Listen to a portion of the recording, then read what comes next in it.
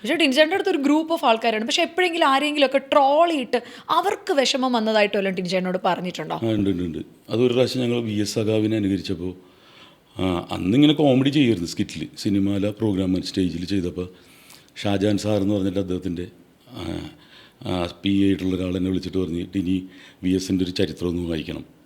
അതിൽ നമ്മുടെ വില്യംസ് എന്ന് പറഞ്ഞ ആളായിരുന്നു VSനെ ചെയ്തത്.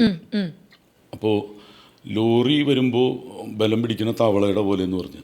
അപ്പോൾ ഈ അദ്ദേഹത്തിൻ്റെ ഹിസ്റ്ററി വായിച്ചപ്പോൾ എനിക്ക് ഭയങ്കര കണ്ണ് നിറഞ്ഞു പോകുന്ന ഹിസ്റ്ററിയാണ് പുള്ളിയുടെ ഇത്.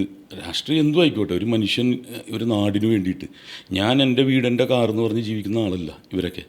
അപ്പോൾ അത്രയും അത് കണ്ടു വെച്ചപ്പോൾ അപ്പോൾ എനിക്ക് തോന്നി ഇനി ഞാൻ എന്തെങ്കിലും ചെയ്യുന്നുണ്ടെങ്കിൽ അതുമായി ബന്ധപ്പെട്ട ആൾക്കാരെ വിളിച്ച് ചോദിച്ചിട്ട് സാങ്ഷൻ എടുത്തിട്ട് ചെയ്യുക, അവരും കൂടി എൻജോയ് ചെയ്യാൻ പറ്റണം നമ്മൾ അനുകരിക്കുമ്പോൾ.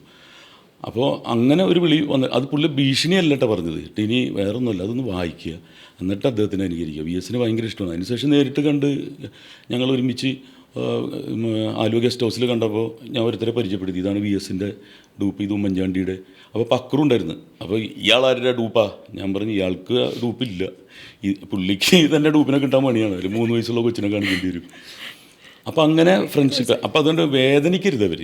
അതുകൊണ്ട് നമ്മൾ അനുകരിക്കുമ്പോൾ അതിൻ്റെ ഒരു, ഇപ്പോൾ സുരേഷ് ചേട്ടനൊക്കെ ഇപ്പം ഞാൻ ഇപ്പോഴും സ്റ്റേജിൽ ചെല്ലുമ്പോൾ എനിക്ക് വേണ്ടിയിട്ടല്ല, ജനങ്ങൾ പറയും എന്തെങ്കിലും ചെയ്യണമെന്ന് പറയും. പക്ഷെ ഞാൻ ഒരു കാര്യം പ്രേക്ഷകരോട് ഇപ്പോഴും പറയാണ്, ടിൻചേട്ടൻ എത്ര വർഷമായി ടിൻചേട്ടാ ഇൻഡസ്ട്രിയിൽ? റൈറ്റ് ഫ്രം 25 years ആയിട്ടുണ്ട്. ഒരാൾ ഇൻഡസ്ട്രിയിൽ 25 വർഷം ഇത്രയും കൃത്യമായിട്ട് നിലനിൽക്കാന്ന് പറയണമെങ്കിൽ, അതുകൊണ്ട് ജീവിക്കുന്നു എന്ന് പറയണമെങ്കിൽ അദ്ദേഹത്തിന് ആ കഴിവുള്ളത് കൊണ്ടാണ്. അല്ലാതെ കഴിവില്ലാത്ത ആരും തന്നെ ഇൻഡസ്ട്രിയിൽ ഇല്ല.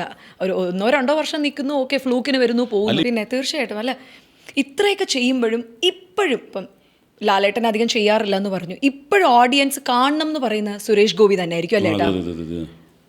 ശരിക്കും. കാരണം പെട്ടെന്ന് മാറി ആ ട്രാൻസ്ഫോർമേഷൻ വരുമ്പോഴും സുരേഷ് ഗോപിയായിട്ട് ചെയ്യാനായിട്ട് എനിക്ക് ടിൻചേട്ടൻ ഇപ്പോഴും ഒരു എനർജി ഉണ്ട്. കുറേ അരി മേടിച്ചിട്ടുണ്ടല്ലോ, പക്ഷേ ആൾക്കാർക്ക് അത് മതിയെന്നേ. ഇപ്പം ഞാൻ എന്ത് ചെയ്യുന്നു, ഇപ്പം ചെയ്യുന്നതെന്ന് പറഞ്ഞാൽ ഈ ഇൻ്റർവ്യൂവിന് വരുന്ന മറ്റേ ഓൺലൈൻ മീഡിയ എടുത്ത് പറഞ്ഞില്ലേ, ആ രീതിയിൽ ഇപ്പം ഇതിനും ട്രോൾ ചെയ്യാനും കുഴപ്പമൊന്നുമില്ല കേട്ടോ, കാരണം തയമ്പായി. അതുകൊണ്ട് അത് അപ്പം പറയുന്നത് എന്താണ്, മാതാവിൻ്റെ തലയിൽ സ്വർണ്ണക്കിരീടം വെച്ചിട്ട് അത് ചെമ്പാണെന്ന് പറഞ്ഞ് ചുരണ്ടി നോക്കിയവന്മാരൊക്കെ എവിടെ? അപ്പം ഇത് കാണുമ്പോൾ ആൾക്കാർക്ക് കൈയടിക്കും. നമ്മൾ ശബ്ദം ഇതുമല്ല, ആ ഒരു സെറ്റയറാണ് നമ്മൾ അവതരിപ്പിക്കുന്നത്. അപ്പം ശബ്ദം ഇനി ഇതൊരു പാസ്പോർട്ടാണ് സിനിമയിലേക്ക് വരാനുള്ളത്, അല്ലാണ്ട് ഇതുകൊണ്ട് ജീവിച്ചു പോകാൻ പറ്റില്ല. അത് അവിടെ ഞാൻ എത്തി, പാസ്പോർട്ട് എത്തി, അവിടെ ഒരു ജോലി കിട്ടി. പക്ഷേ ഞാൻ സ്റ്റേജ് ഇപ്പോഴും ഇഷ്ടപ്പെടുന്നു. സ്റ്റേജ് പ്രോഗ്രാം കിട്ടിയാലും ഞാൻ അപ്പം തന്നെ പോകും. അമ്പലങ്ങൾ എനിക്ക് ഭയങ്കര ഇഷ്ടമാണ്. കാരണം എന്താണെന്ന് പറഞ്ഞാൽ എന്തോ ഒരു എനർജിയാണ്. ആ നാട്, ആ യാത്ര. സിനിമ എന്ന് പറയുമ്പോൾ ഒരു ലൊക്കേഷൻ തന്നെ ആയിരിക്കും, പാലക്കാട് തന്നെ ആയിരിക്കും, അല്ലെങ്കിൽ ഒറ്റപ്പാലം, അങ്ങനെ, അല്ലെങ്കിൽ തൊടുപുഴ. ഇതങ്ങനെയല്ല, പല സ്ഥലങ്ങൾ യാത്ര ചെയ്യുന്ന. എനിക്ക് യാത്രകൾ ഭയങ്കര ഇഷ്ടമാണ്. ഈ നാട് തന്നെ നമ്മൾ കണ്ടു തീർന്നിട്ടില്ല.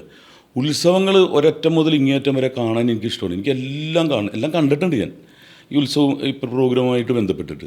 പക്ഷേ ഇനിയും ഒരു യാത്ര പോകണമെന്നാണ് എൻ്റെ ആഗ്രഹം. ഉത്സവങ്ങൾ, ഓരോ ഉത്സവങ്ങളും ഭയങ്കര ഇതാണ്. അവിടെ ഈ ആനപ്പിണ്ടത്തിൻ്റെ മണമൊക്കെ ഇല്ലേ, എൻ്റെ നൊസ്റ്റാൾജിയാണ് സത്യം പറഞ്ഞാൽ. മിമിക്രി കളിച്ചുകൊണ്ട് കിടക്കുമ്പോൾ ഈ അതിൻ്റെ മണവും എണ്ണയുടെ മണം, ഈ വിളക്കിൻ്റെ മണം, അത് ഞാൻ പഠിച്ചത് ഒരു SNDP സ്കൂളിലാണേ. എനിക്ക് പെട്ടെന്ന് SNDP സ്കൂളിൽ, ആ ACS എന്ന് പറഞ്ഞൊരു സ്കൂളിൽ പഠിച്ചിട്ടുണ്ട് ഒരു 3 വർഷം. എനിക്ക് ആ സ്കൂളിൽ ക്ലാസ്സില്ല എന്ന് പറഞ്ഞിട്ട് ഓടി അമ്പലത്തിൻ്റെ ഫ്രണ്ടിൽ വന്ന് ഫുട്ബോൾ കളിക്കുന്നത്, അത് ഫ്രീ ആകുമ്പോഴൊരു സന്തോഷമില്ലേ. ആദ്യത്തെ ലക്ഷറി അതാണ് ജീവിതത്തിൽ അനുഭവിച്ചത്. ഇനി ടിൻചേട്ടാ, ഇതാണ് ഇനി ശരിയാണോ തെറ്റാണോ എന്ന് മാത്രം പറഞ്ഞാൽ മതി. സിനിമയിൽ ആത്മാർത്ഥതയുള്ള ബന്ധങ്ങൾ ഇല്ല.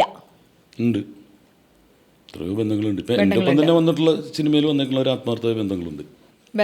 അപ്പം അത് തെറ്റാണ്. നല്ല ബന്ധങ്ങളുണ്ട്. സോഷ്യൽ മീഡിയ വിചാരിച്ചാൽ ഒരു പടം വിജയിപ്പിക്കാനും നശിപ്പിക്കാനും പറ്റും. അല്ല, നല്ലൊരു സിനിമ ഫസ്റ്റ് തന്നെ ടേക്ക് ഓഫ് ചെയ്താൽ പിന്നെ സോഷ്യൽ മീഡിയ അതിന് അനുകൂലമായിട്ടേ പോകുള്ളൂ, ആ കാറ്റിന് അനുകൂലമായിട്ടേ പോകുള്ളൂ. അല്ലെങ്കിൽ ഇവന് ബുദ്ധിയില്ല എന്ന് പറയും ഇടുമ്പോൾ. പിന്നെ ഒരു വളർന്നു വരുന്നൊരു ചെടിയെ നമ്മൾ കുറച്ച് സമയം കൊടുക്കണം. ഇപ്പോൾ റിവ്യൂവേഴ്സിനെ കുറിച്ചാണ് ഞാൻ പറയുന്നത്. അത് ചിലപ്പോൾ ഇപ്പോൾ ഒരു വളർന്നു നിൽക്കുന്ന ആൽമരത്തിനൊന്നും പ്രശ്നം ഉണ്ടാവില്ല.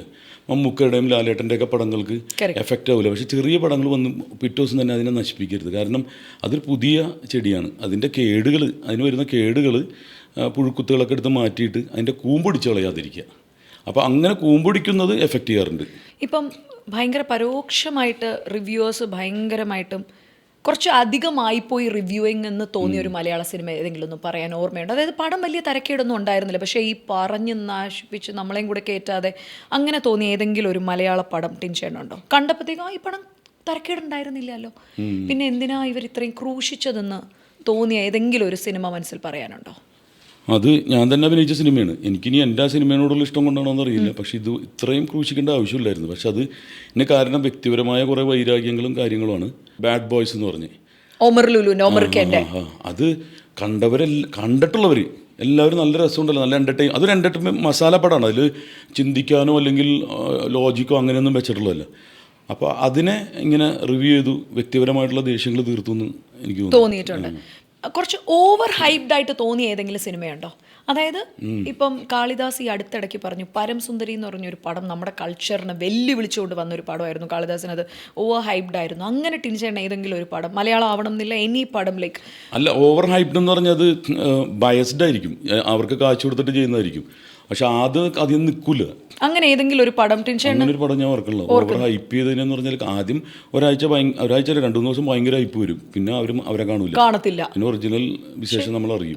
അതാണ് പടം ഇപ്പം നല്ലതാണെങ്കിൽ സോഷ്യൽ മീഡിയ വിചാരിച്ചാലും തകർക്കാൻ പറ്റില്ല. എക്കോ എന്ന് പറഞ്ഞ പടത്തിന് ഞാൻ ഇപ്പം ഓർക്കണം, അതിൻ്റെ അകത്ത് എന്താ ഉള്ളത്, പക്ഷെ ഇത്രയും നമ്മൾ ട്രാവൽ ചെയ്ത, ഇത്രയും ഗ്രിപ്പ് ചെയ്ത പടം, അത് ഭയങ്കര നല്ല പടമല്ലേ അത്. സോഷ്യൽ മീഡിയ വിചാരിച്ചാലും നല്ല പടമാണെങ്കിൽ ഓടും, എന്നും തകർക്കാൻ പറ്റില്ല. ഓക്കെ, നായികമാർക്ക് മലയാള സിനിമയിൽ ഷോർട്ട് സ്പാൻ ഓഫ് കരിയർ ആണുള്ളത്. നായികമാർക്കിൽ ഇപ്പോൾ ആഴ്ചയിൽ 15 നടന്മാരാണ് ഇറങ്ങുന്നത്. അതിൻ്റെ ഇടയിൽ നമ്മൾ പിടിച്ചു നിൽക്കുന്നത്. ഒരാഴ്ച മാറിയുന്ന വേറെ തന്നെ കയറും ഇതിൻ്റെ അകത്തോട്ട്. സ്പാൻ ആർക്കുമില്ല, നമ്മൾ ഡെയിലി സ്ട്രഗിൾ ചെയ്തുകൊണ്ടിരിക്കുക. അത് നമ്മുടെ ഉത്തരവാദിത്തമാണ്. നമുക്കല്ലേ സിനിമ വേണ്ടത്, അല്ലാണ്ട് വാ എന്നും പറഞ്ഞിപ്പോൾ ഒരാൾ വന്നില്ലെങ്കിൽ അടുത്ത ആൾ എത്ര വലിയ മഹാനാണെങ്കിലും പകരം ആൾക്കാർ വരും. ഇപ്പം ദാസേട്ടൻ എത്രയോ സിനിമകളിൽ എല്ലാത്തിലും പാടിക്കൊണ്ടിരുന്നൊരു കാലഘട്ടമുണ്ട്. ഇപ്പോൾ വർഷത്തിൽ ഒന്നുപോലുമില്ല. അത് കാലഘട്ടത്തിൻ്റെ ഇതാണ്, അത് യൂണിവേഴ്സ് തീരുമാനിക്കുന്നതാണത്. അപ്പോൾ ഒരാൾ ശാശ്വതമല്ല സിനിമയിൽ. സിനിമയിൽ എവിടെയും. ഇപ്പോൾ മീരയുടെ കയ്യിലിരിക്കുന്ന ബെൻസ് ശാശ്വതമെന്നാണ് വിചാരിക്കുന്നത്. അല്ല, കാര്യമായിട്ട് പറഞ്ഞാണ്, നമ്മൾ കസ്റ്റോഡിയനാണ്. നമ്മുടെ കാലശേഷം കുറച്ചു കാലം കസ്റ്റോഡിയനാണ്. അത് എൻജോയ് ചെയ്യുക നമ്മൾ. Luxury is not a sin, ഒരു പാപമല്ല. നമ്മളത് എൻജോയ് ചെയ്യുക. മറ്റുള്ളവർ വേദനിപ്പിച്ചുകൊണ്ടല്ല, അയ്യേ നിനക്ക് സൈക്കിളാണല്ലോ എനിക്ക് ബെൻസ്, അങ്ങനെ പറയരുത്. ഓപ്പോസിറ്റ് വരുന്ന ഓട്ടോക്കാരനെ ലൈറ്റ് അടിച്ച് ബുദ്ധിമുട്ടിക്കരുത്. നമ്മൾ ഒതുങ്ങി പോവുക. അപ്പം ഞാൻ അങ്ങനെ വാഹന പ്രേമി ആയതുകൊണ്ട് പറയാണ്, നമ്മുടെ കാലശേഷം ഈ ഇരിക്കുന്ന ഈ മോതിരം പോലും അറുത്തെടുത്ത് അടുത്ത ആൾ കൊണ്ടുപോകും. കുഴിയിലോട്ട് കാറ് ബെൻസ് പോവില്ല. ഇപ്പം ഞങ്ങളുടെ പള്ളിയിൽ ശവപ്പെട്ടി പോലും ഇറക്കാൻ പാടില്ല. അത് പൊല്യൂഷനാണെന്ന് പറഞ്ഞിട്ട് അധികം മാറ്റിയിട്ട് ആകെ നമ്മുടെ തുണി ഇത് വെച്ചിട്ട് മാത്രമാണ് ഇറക്കി വരുന്നത്. അപ്പം നമ്മൾ എപ്പോഴും ആലോചിക്കുക, നമ്മൾ കസ്റ്റോഡിയൻ മാത്രമാണ്. അപ്പം നമ്മൾ ഉപയോഗിക്കുന്ന സാധനങ്ങൾ അഹങ്കാരം കാണിക്കാനല്ല, പക്ഷെ നമുക്കൊരു സ്റ്റാൻഡേർഡ് ഉണ്ട്. നമ്മൾ കഷ്ടപ്പെട്ടത് അത് ദൈവം തന്നതാണ്. ഇപ്പോൾ ഇത് ഒതുക്കി വെച്ചിട്ട് സിമ്പിളായിട്ട് നടക്കാമെന്ന് പറഞ്ഞു. ഇപ്പം ഞാൻ രജനീകാന്ത് സാർ അങ്ങനെയാണെന്ന് പറയുന്നത്. ഇപ്പം ഞാൻ എന്നാൽ വണ്ടിയിൽ നിന്ന് വേണ്ട ബസ്സിൽ കയറി കുറേ നാൾ മുമ്പിട്ട്, ഒരു 10-15 വർഷം മുമ്പ് വണ്ടിയൊക്കെ ആയി. ഞാനൊരു സർവീസിന് വണ്ടി കൊടുത്തിട്ട് തിരിച്ചെടുക്കാൻ വേണ്ടി ബസ്സിൽ കയറിപ്പോയി.